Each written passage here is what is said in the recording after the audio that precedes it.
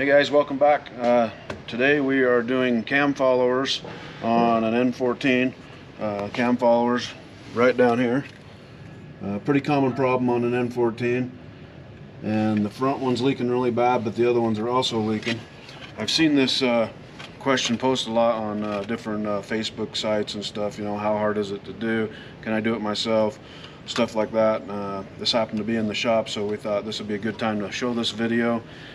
It does require some tooling, and it's not like a thing for a novice. You really need to know what you're doing a little bit, but it is a long process. So we'll film a little bit and then we'll work, and we'll bring back the camera and show you what we've done, and kind of try and explain it that way. So hopefully it goes pretty smoothly. We were able to get the power steering housing off, and or housing, the reservoir I should say, but it does make a lot more open here to do what we got to do.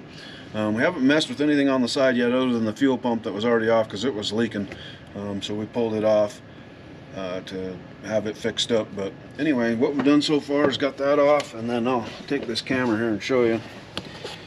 Like I said, we were going to pull the top down, so we've got the let's see, yeah, so anyway, we've got the covers off, the jakes off, and the rocker arms out. So now we got the push tubes left. They're right here, and those have to come out because they go clear down and connect into these rocker housing, or into the cam followers. So those will be the next thing to come out, and that's all you have to take off the top in most cases. We're going to go ahead and take the rocker boxes off too, mainly because there is a few little leaks coming out of them, and so now is a good time to go ahead and do that. But definitely not necessary when you're just doing cam followers. Doesn't hurt to notice stuff like that before, so that while you're down that far you can go ahead and do it. But that's kind of our plan, so we're going to pull them off as well. But our next step now here is we've unhooked the batteries, and the reason we've done that is because we're going to be back by the starter.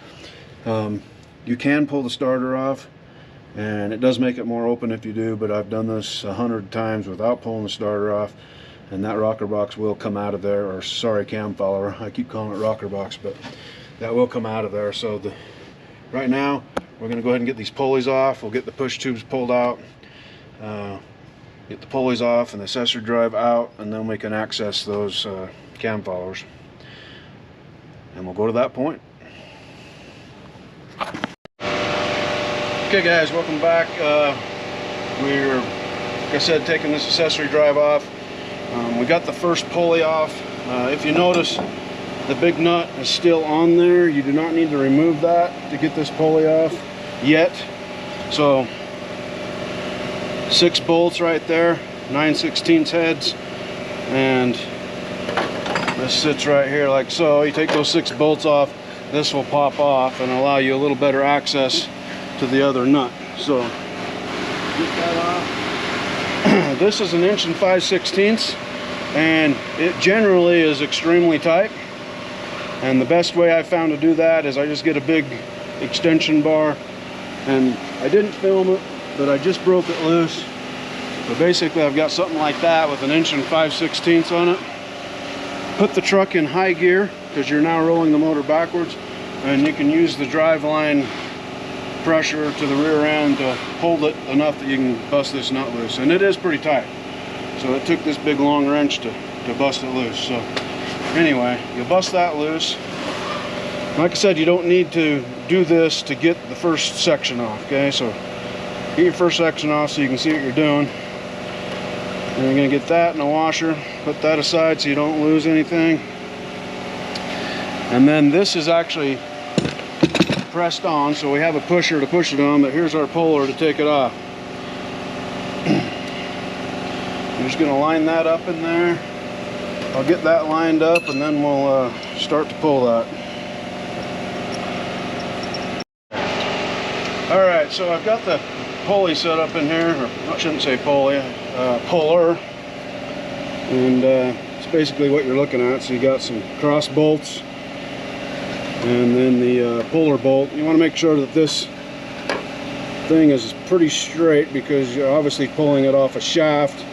You don't want to be pulling on an angle or anything like that, but once you get the nut off, you're free to start pulling. So just get your T-bar puller in there, and you can get going on it.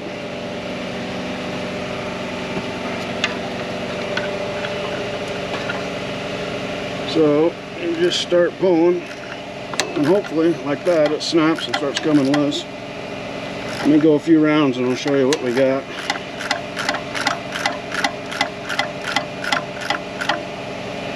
And well, it's kind of hard to see, but we're just widening our gap here. So basically we're just pulling this water pump pulley off, but it's slow, but it is coming. So that'll come clear off. It takes some doing. It's not entirely difficult to pull on, just a ratchet and it'll come.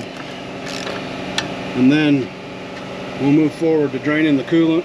We have to do that because we got to take the air compressor off along with our accessory drive. It's not a bad idea to tilt this radiator, get your fan out of the way. We're doing it without. I just don't like removing fans myself, but whatever you're comfortable doing is just fine, as long as you're making headway and at least being able to pull this pulley off. So whatever works for you, but this is the way we're doing it. So we'll go ahead and get this pulley off, get the coolant drained, and then we'll talk about getting that accessory drive off.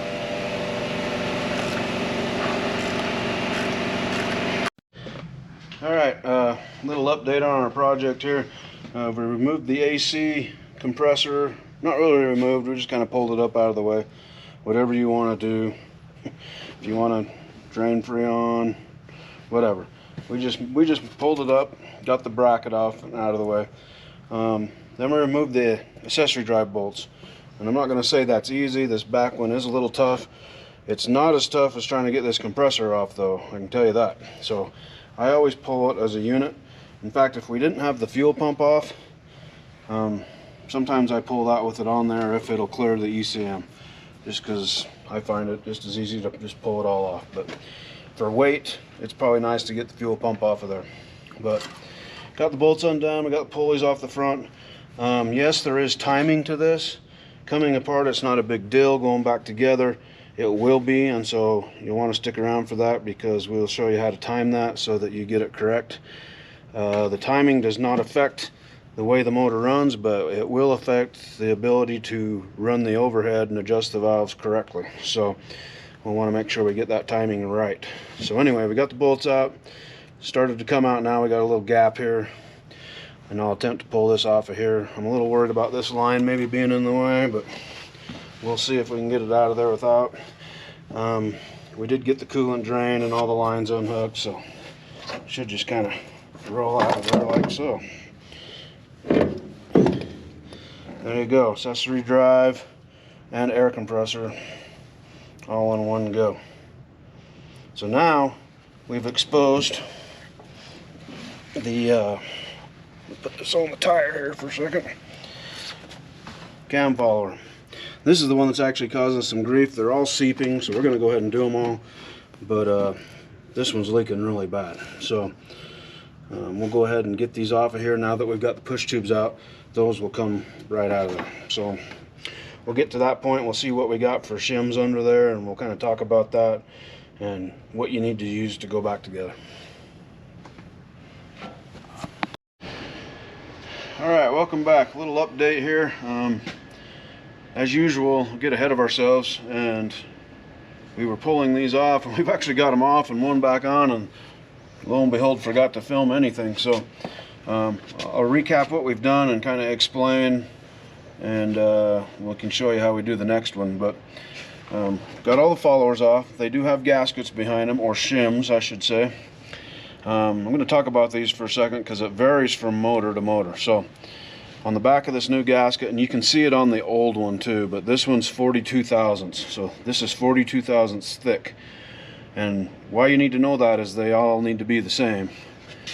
And that thickness is adjusts the timing. So let's say, if you put a 26 in it, then that follower is going to be that much closer there, which makes the timing retard, because it takes that much longer to lift it.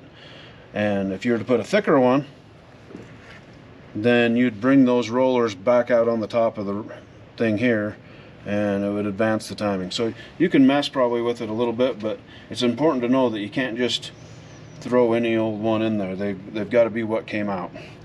Now, having said that, there is a timing tool for these. Same as a big cam, you can time them the same way.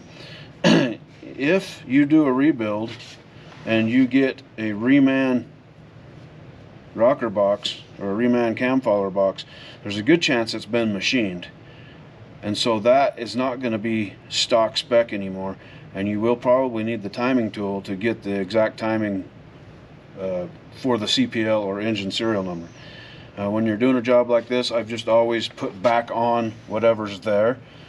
But if you pull one off and it's got 3 or 4 stacked on it, you're going to need the timing tool, or I guess you can measure it and hope you get close, but they need to be pretty close to where they're at so that the timing's correct, because otherwise you'll have timing on 3 and 4 not the same as the timing on 1 and 2, and it's not going to run right.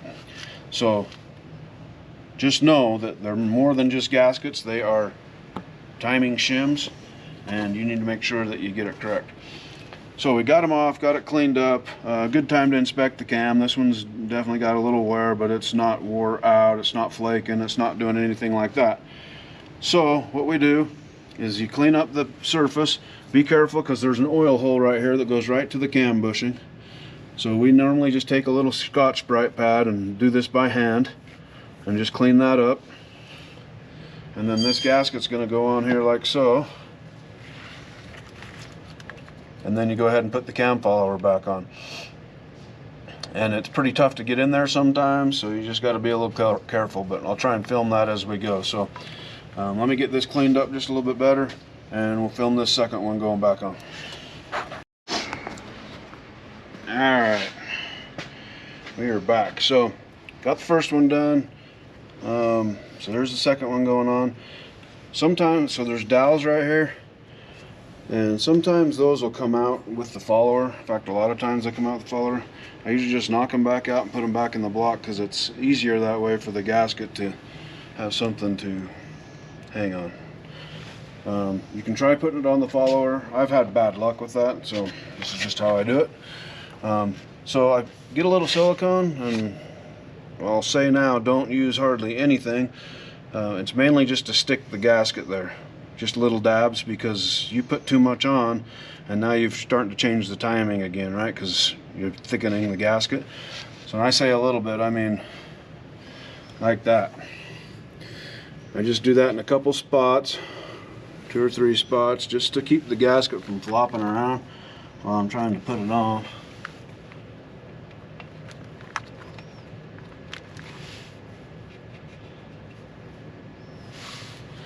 Like so. Doesn't take much, and you probably really shouldn't even do that, but I just find that they rip fairly often. So you'll put that on there, get it on the dowels, kind of push it into that silicone just to get it to stick better so it's not flopping. Like that.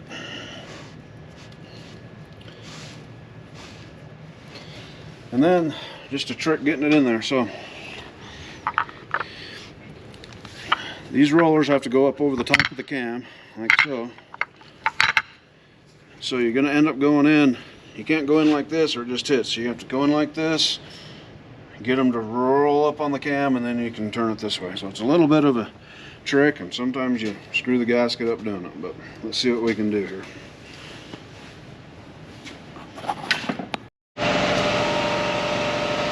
Okay, so here we go. This is where you're going to watch me probably break the gasket, but we'll see what happens here. So, ever so slightly, you got to come in like that, and you're trying to get those followers up on the cam.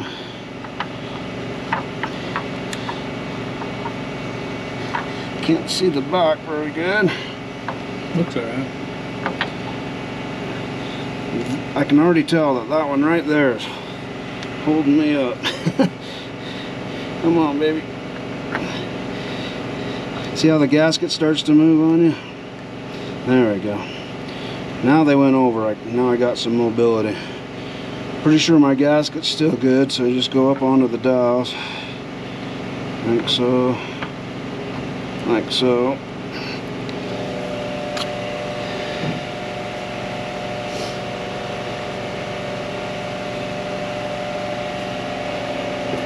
Then just get your hammer, preferably a rubber mallet. You can use a ball peen or something, but be super careful not to punch a hole in the follower.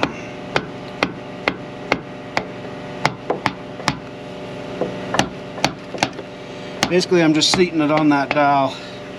The bolts will pull it in some more. We just don't want it to fall off. So, and then we'll put our bolts in. I Loctite every one of these with the blue Loctite, and they go to 35 foot-pounds. They're just notorious for coming loose. Even with the Loctite, they come loose. So make sure you Loctite them. But yeah, 35 foot-pounds, and then on to the next one. And then you're just kind of going everything in reverse. You can go ahead and put your accessory drive stuff back together, but we'll just kind of film as we go. So there you have it. We got all the followers back on. These are all torqued to spec. We got Loctite on all these bolts, so hoping that they'll last a while and not come loose again. Now we're to a pretty crucial point in putting this back together. The accessory drive is timed. It's not timed because the motor will fail if you don't time it, but it's timed because when you adjust the valves, you'll adjust it off the accessory drive pulley. So if you don't get the timing marks lined up right, you won't be able to adjust the valves correctly. So ultimately, if we wanted to piece this together, we could just slam that accessory drive in, throw everything back together, not adjust the valves, and half-ass it, I guess, and put it back together. But the next guy that gets that wants to adjust the valves is going to hate you because you didn't get the accessory drive timed. So there's some timing marks on the cam gear, which, well, I don't know if you can see. There's a plug in the front cover right here. Grab that. So let's see, right there, I got it out. Little Allen head plug. You have to remove that, and then there's some timing marks on the cam gear, and it's really hard to see them. So I'm going to show you on a cam gear that's out of the truck just so that you can see better. But you have to line up the timing marks in that hole, and then we've marked our accessory drive right here as we're getting ready to go back in. That tooth is going to go in between the timing marks, and it'll make sense once I show you the other gear. But it's generally not a one-time thing. You'll stab it in there, and you'll need to get a mirror, and you'll look in there. You may be a tooth off. You'll need to pull it back out, move your accessory drive a little bit, put it back in. But you want to make sure and get that timing mark lined up so that when all your pulleys go back on, you can adjust the valves and all will be well. Like I said, it doesn't affect the way the truck runs, but you will not be able to adjust any valves if that is off. So that's where we're at, and we're going to go ahead and stab that.